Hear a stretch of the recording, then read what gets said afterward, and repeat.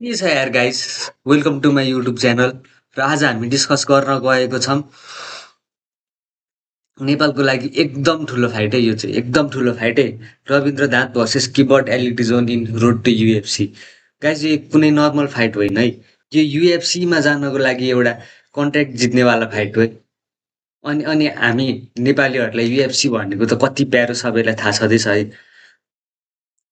So ढिलो नगरिकन let's start the video.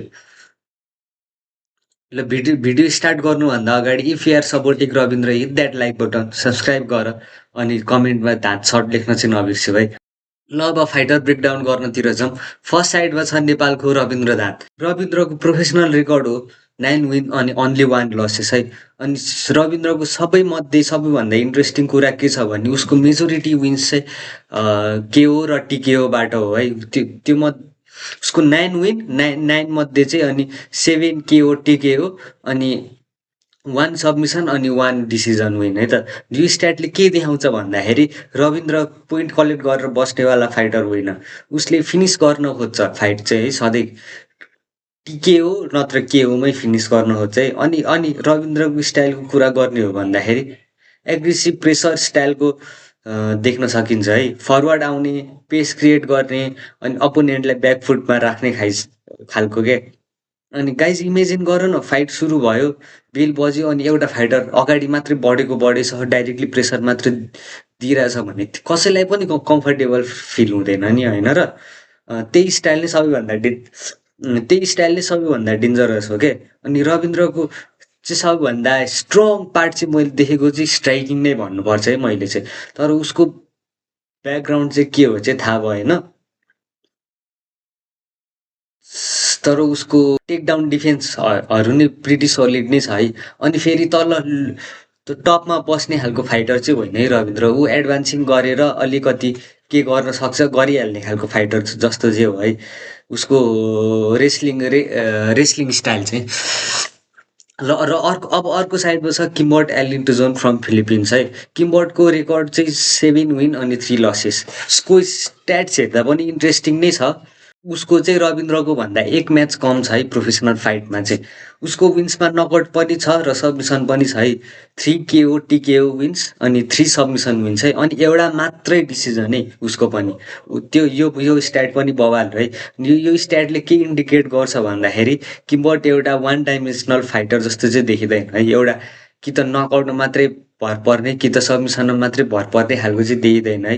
अनि गाइस एउटा कुरा याद राख न यार, सर्ट नोटिसमा फाइट एक्सेप्ट गरेको फाइटरलाई अन्डर एस्टिमेट चाहिँ गर्नु हुँदैन क्या। उसँग लुज गर्ने केही नै हुँदैन क्या। किनभने भर्खर डेढ महिनाको सर्ट नोटिसमा त आएको हो नि ऊ। अनि उसँग बाहना चाहिँ हुन्छ क्या ऊ हारिहाल्यो भने पनि। त्यही भएर Rabindra should start strong and finish strong है। अब हाइट कम्पेरिजन गर्दाखेरि रविन्द्रको हाइट चाहिँ 5.9 इन्चेस हो अनि किम्बर्डको हाइट चाहिँ 5.5 इन्चेस मात्रै छ है। पेपरमा हेर्दाखेरि रविन्द्रको साइड एडभान्टेजेस देखिन्छ है त। लङ्गर फ्रेम भयो भने डिस्टेन्स कन्ट्रोल गर्न पनि सकिन्छ र अलि टाढेबाट हानेर यस्तो भागिहाल्नु पनि अलिक सजिलै हुन्छ भन्छु म चाहिँ।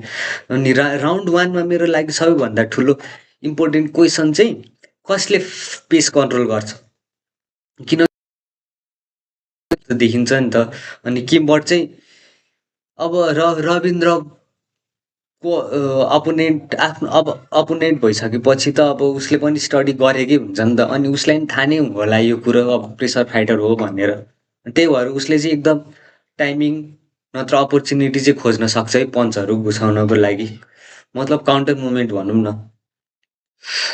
अनि रविन्द्रले चाहिँ अर्ली प्रेसर इस्टाब्लिस गर्न सक्यो भने चाहिँ किम्बर्डलाई प्रब्लम हुनसक्छ है। तर यदि किम्बर्डले टाइमिङ फाइन्ड गर्न सक्यो भने फाइट कम्प्लिटली चेन्ज पनि हुनसक्छ है मेरो हिसाबमा चाहिँ। एमएमएमा एउटा मात्रै पन्चले नै सबै कुरा चेन्ज हुनसक्छ है। अब विकनेसको कुरा गर्दाखेरि चाहिँ रविन्द्रको अन्ली लस मात्रै भनेको डिसिजनमा है, त्यही पनि त्यो इस्माइल खानसँग 1 च्याम्पियनसिपमा। म त्यसलाई अब लस जसरी चाहिँ हेर्दिनँ, तर पेपरमा हेर्दा त लसै हो नि त। मलाई चाहिँ त्यो 1 च्याम्पियनसिपको त्यो जजेसहरूको गल्ती जस्तो लाग्छ है। त्यो चाहिँ मेरो पर्सनल ओपिनियन। तर गाइस रेकर्डले मात्र चाहिँ फाइट डिसाइड गर्दैन है। किमबर्डको लसेस चाहिँ डिसिजन र स्टपेज लसेसमा पनि छ है। केसभित्र चाहिँ पर्फर्मेन्सले नै डिसाइड गर्छ कि यो रेकर्ड सेकर्डले केही पनि हुँदैन। अनि यो फाइटमा चाहिँ इमोसन पनि धेरै छ है। नेपाली फ्यान्सको लागि त यो एकदम ओहो कति ठुलो फाइट यार। एउटा कहाँ नेपाल, अब खैरेलाई खास गरी नेपाली त थाहा हुँदैन है, नेपाल भनेको त थाहा हुँदैन। अब नेपालको फाइटर गरेर अब वर्ल्डको टप अर्गनाइजेसनमा फाइट गर्नु भनेको त कति खुसीको मुमेन्ट हो, त्यो त सबैलाई थाहा छ त्यसो। अब मेरो प्रेडिक्सन दिन पर्दाखेरि चाहिँ अब मेरो फिलिङ चाहिँ म चाहिँ रविन्द्र बाई केओ इन राउन्ड 2 भन्छु। यदि उसले फर्स्ट राउन्डमै सबै पेस कन्ट्रोल, डिस्टेन्स कन्ट्रोल, प्रेसर दिन सक्यो भने चाहिँ त्यो भन्छु।